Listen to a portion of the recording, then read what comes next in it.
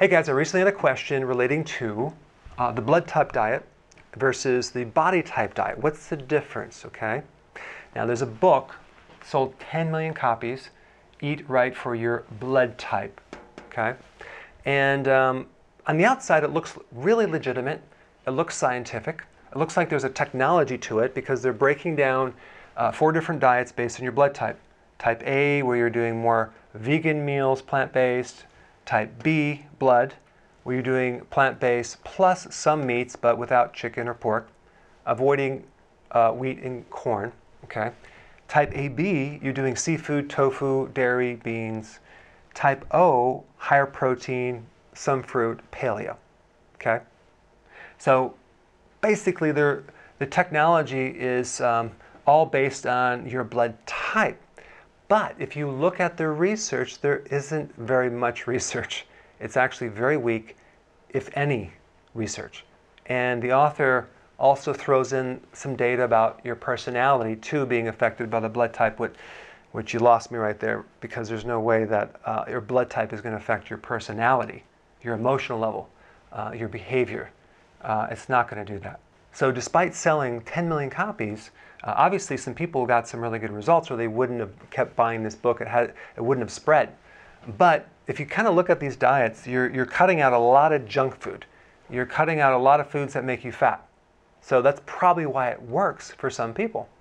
So it's not that people don't get some results on that. Okay, so that's my opinion on the blood type diet. Okay, so now let's talk about the science behind body types. Okay, so what I observed is that you notice that if you look around, you have different shapes out there, right? And there's 4 primary shapes. You have people that hold weight in the stomach, and then some people that actually have a protruding belly, people that gain weight in the hips, some people that gain weight all over, not in any one location. So I was very curious about why that is. So what I did was I got my hands on nearly every single book on endocrinology that has been written, okay? And I found, like for example, when you have high cortisol, you can see the picture of the person's belly, where the fat goes, right? So you can see a female here. There's a picture of someone that has too much cortisol. You can see this body shape. Found that interesting. And if you look at someone with liver damage, they can get this condition called ascites, which is fluid that builds up in a sac around the gut, and so they have a pot belly. A lot of people have this. And then you can get a fatty liver, which then spills over and it can give you visceral fat. So that can also come from the liver. And then I do know that estrogen dominance will actually put fat around the hips and the thighs, okay? If you have low estrogen, you don't accumulate fat in that location. Then we have the thyroid, and if the thyroid becomes sluggish, then you gain weight. Where? All over. So there's various pictures of the shape that someone would go into if they had a problem with this gland, okay? So then I researched what type of foods would improve the liver function, what type of foods would help lower cortisol, what type of foods are anti-estrogenic, and what type of foods are really good for the thyroid. Developing some type of technology to support these shapes, okay? Now that was in the first book. Here's the second book right here. It's called the New Body Type Guide, which is an upgrade from the 7 Principles of Fat Burning, okay? And I made some significant, important changes that I want to talk about. So what I was missing in my first book was the foundational eating plan that would address one of the biggest problems out there, which is high levels of insulin or insulin resistance. So I needed some type of basic reference. So what we did is we used the definition of the word food, okay? And I want to read this to you. Food is that which is eaten to sustain life, provide energy, and promote the growth and repair of tissues. And the derivation of the word food is nourishment, which comes from providing nutrients to the body, okay? So basically we need food to provide energy and nutrients, okay? So let's first talk about fuel. Okay, there's 2 types of fuel. You can run the body on ketones or glucose, okay? We already know the person has been running on glucose their whole life. But here's the thing.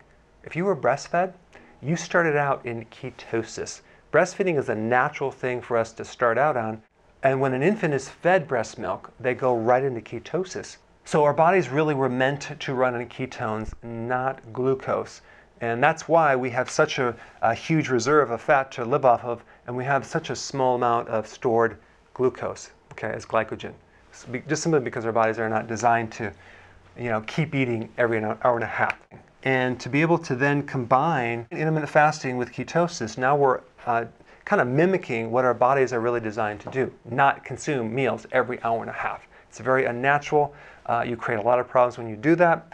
So we have the providing energy from ketosis part, but then what we want to do is we want to make sure that that eating plan has all of the required nutrients. And that's why we kind of enhanced a traditional keto plan and made a healthy version of it. We call it healthy ketosis, okay? So healthy ketosis and intermittent fasting is the basic plan that everyone starts on. And then in 2 weeks, we will tweak that plan with your specific body type. Okay, this is the icing on the cake. Or maybe I shouldn't talk about icing on the cake. But if you have a liver problem, then maybe we can support the liver with certain types of nutrients or foods. Same thing with the adrenal, same thing with the ovary. Okay, so I hope that cleared up the difference between body types and blood types. So I want to know what you're interested in as far as a future video. Click the link down below and share some ideas. I want to hear.